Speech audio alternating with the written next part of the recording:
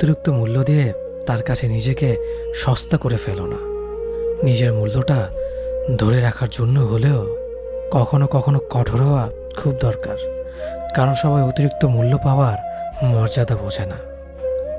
ভালো থাকতে হলে মাঝে মধ্যে একটু নিষ্ঠুর হতে হয়।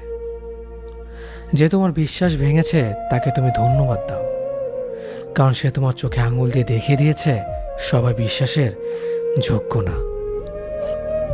স্বার্থপর মানুষগুলো সফল হতে পারলেও সুখী হতে পারে না। বুঝতে শিখুন কে সময় নিয়ে আপনার সাথে কথা বলে আর কে সময় পেলে আপনার সাথে কথা বলে। পৃথিবীতে কঠিন বাস্তবের মধ্যে একটি বাস্তব কথা হলো, মানুষ যখন সফলতার দ্বারপ্রান্তে এসে পৌঁছায় আর তখনই প্রিয় মানুষটি হারিয়ে যায়। আপনি যখনই একা হয়ে যাবেন তখন আপনার পাশে থাকার মতো হাজার মানুষ খুঁজলেও পাবেন না।